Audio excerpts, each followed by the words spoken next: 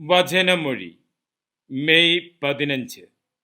വചനഭാഗം റോമ 11:25-32, മത്തായിയുടെ സുവിശേഷം 18:10-14. വിശുദ്ധ മത്തായി അറിയിച്ച നമ്മുടെ കർത്താവ് ഈശോ മിശിഹായുടെ പരിശുദ്ധ സുവിശേഷം. ഈ ചെറിയവരിൽ ഒരുവനെയും നിന്ദിക്കാതിരിക്കാൻ സൂക്ഷിച്ചുകൊള്ളുക.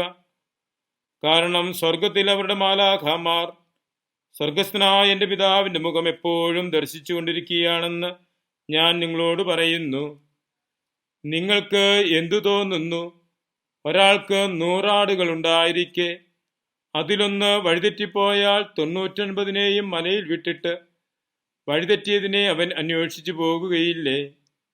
അതിനെ കണ്ടെത്തിയാൽ വഴിതെറ്റിപ്പോകാത്ത 99നെ കുറിച്ച് എന്നതിനേക്കാൾ അതിനെക്കുറിച്ച് അവൻ സന്തോഷിക്കുമെന്ന് സത്യമായി ഞാൻ നിങ്ങളോട് പറയുന്നു. ഇതുപോലെ ഈ ചെറിയവരിൽ ഒരുവൻ പോലും നശിച്ചു പോകുക എന്നത് സ്വർഗസ്ഥനായ നിങ്ങളുടെ പിതാവിൻ്റെ ഹിതമല്ല. ഈശോയിൽ സ്നേഹമുള്ളവരെ, ഇന്ന് വിളവുകളുടെ സംരക്ഷകയായ പരിശുദ്ധ മറിയത്തിൻ്റെ തിരുനാൾ ആചരിക്കുന്ന ദിവസമാണ്. പൗരസ്ത്യ സഭകളിൽ വളരെ കാലം മുൻപ് തന്നെ ആചരിച്ചു പോന്നിരുന്ന ഒരു തിരുനാളായിരുന്നു വിളവുകളുടെ സംരക്ഷകയായ മറിയത്തിൻ്റെ തിരുനാൾ. കൃഷിയെയും കൃഷിഫലങ്ങളെയുമെല്ലാം പരിശുദ്ധ അമ്മയുടെ മധ്യസ്ഥത വഴി സമർപ്പിച്ച് പ്രാർത്ഥിക്കുന്ന ഒരു ദിവസമാണ്. നമുക്കും നമ്മുടെ കൃഷി മേഖലകളെയും കൃഷികളെയും വിളവുകളെയുമെല്ലാം പരിശുദ്ധ അമ്മയുടെ മധ്യസ്ഥതയിൽ ശരണപ്പെട്ടുകൊണ്ട് മായി നമുക്ക് സമർപ്പിച്ച് പ്രാർത്ഥിക്കാം.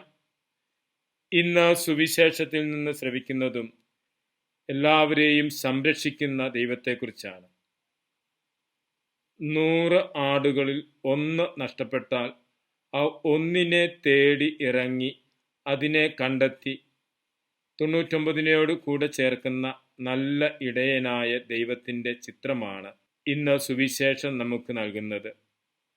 ദൈവത്തിൻ്റെ പദ്ധതിയിൽ എല്ലാവർക്കും ഒരു സ്ഥാനമുണ്ട്.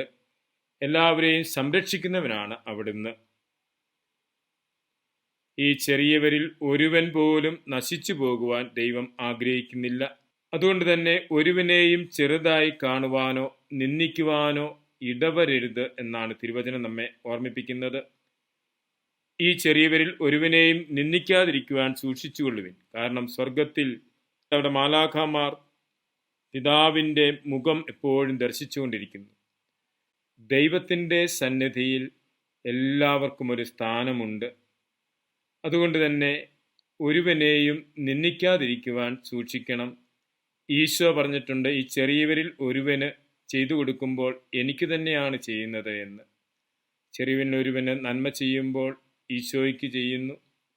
അതുപോലെ തന്നെ ഈ ചെറിയവരിൽ ഒരുവനെ നിന്ദിക്കുകയോ അവഗണിക്കുകയോ ചെയ്യുമ്പോൾ ഈശോയെയാണ് അവഗണിക്കുന്നത്.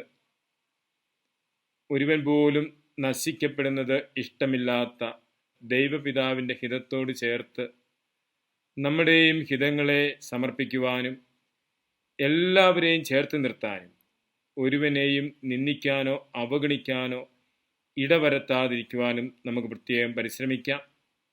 മിശിഹ നമ്മെ അനുഗ്രഹിക്കട്ടെ. ആമേൻ.